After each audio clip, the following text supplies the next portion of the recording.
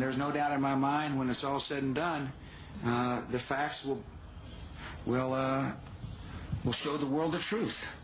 I believe that the building probably could sustain multiple impacts of jetliners because this structure is like the mosquito netting on your screen door, this intense grid, and the jet plane is just a pencil puncturing that screen netting.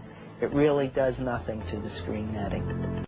I went down to the scene and we set up headquarters at 75 Barclay Street, which was right there with the police commissioner, the fire commissioner, the head of emergency management, and we were operating out of there when we were told that the World Trade Center was going to close 10-15 minutes, and finally found an exit and got out, walked north, and took a lot of people with us. What is coming over our radio? Get out of the area. The second tower is coming over. What time is the second tower? Yes, it's about to come out. Rick Sanchez has been there throughout this morning for us. Rick, tell us where you are and what the latest is. Well, I'm in that area, if you're familiar with this area, of where West Broadway and Hudson come together right at Chambers. That would put us about a block and a half away from the site of where the explosion was. That area has just been evacuated because police have found what they described as a suspicious device, and they fear that it might be something that could lead to another explosion. Obviously, there's a real sense of caution here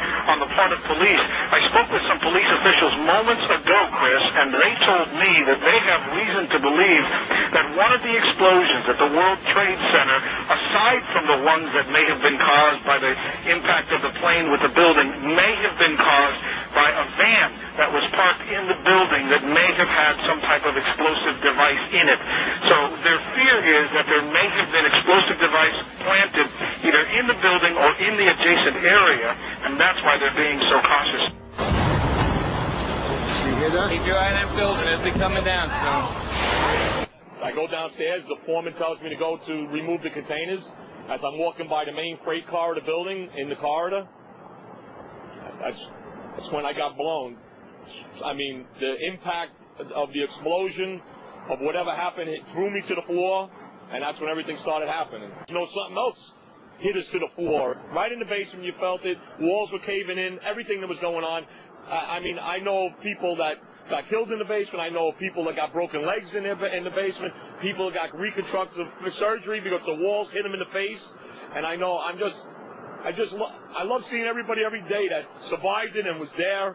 And I just hear everybody's story, and it was terrible, no matter where you were in that building. What happened was I was down in the basement. All of a sudden we heard a loud bang. This huge, incredible force of wind and debris actually came up the stairs, knocked my helmet off, knocked me to the ground, came up the stairs. We made it to the 8th floor. Big explosion. Blew us back into the 8th floor. Big explosion. The 8th floor. It just went ba-boom. It was like a bomb went off. And it was like holy hell coming down them stairs.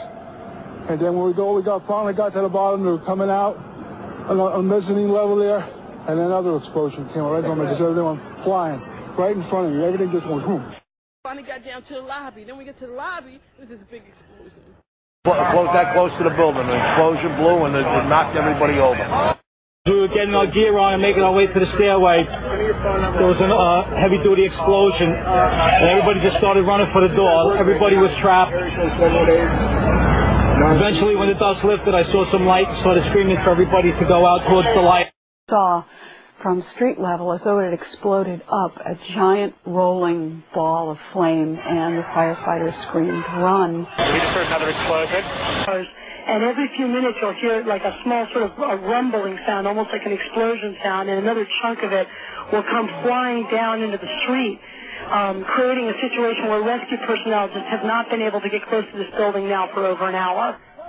Rose, how close are they to the building? I'd say the closest people are. Much of the buildings continue to fall into the street. When you're down there, Dan, you hear smaller secondary explosions going off every 15 or 20 minutes. At 10:30, I tried to leave the building, but as soon as I got outside, I heard a second explosion and another rumble and more smoke and more dust. I ran inside the buildings, the chandelier shook, and again, black smoke filled the air. Within another 5 minutes, we were covered again with more silk and more dust. And then a fire marshal came in and said we had to leave because if there was a third explosion, this building might not last.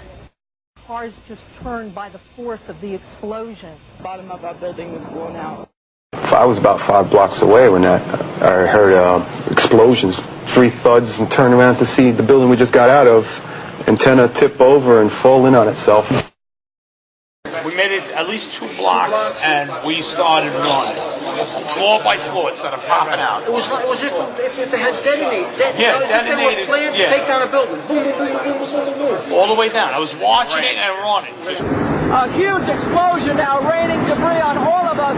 We better get out of the way. And then all of a sudden it started like it sounded like gunfire, you know, bang, bang, bang, bang, bang, and then all of a sudden 3 big explosions.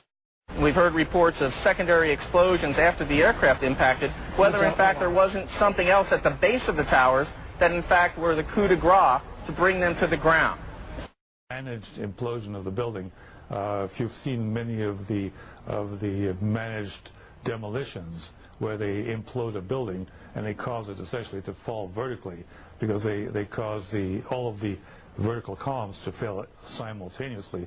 That's exactly what it looked like, and that's what happened. It was live on television. I mean, just literally millions of people